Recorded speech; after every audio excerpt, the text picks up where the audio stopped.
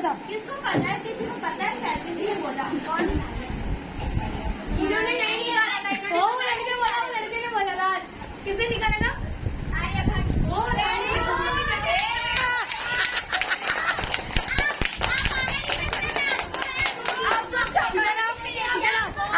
इधर आओ बेटा, कम।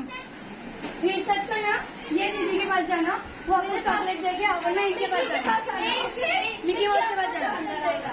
पर इसको इनसे हाथ मिलाना है, मिलाना है सबको, तो सब रिसर्च को कहाँ पे आएंगे? चलो भाई, पैसे पास करो, पैसे पास। नहीं अपन तभी नहीं रहेंगे ना। हम लोग रिसर्च में अपने को घूमना है, जल्दी लेकर आ, बुशरा जल्दी अपनी।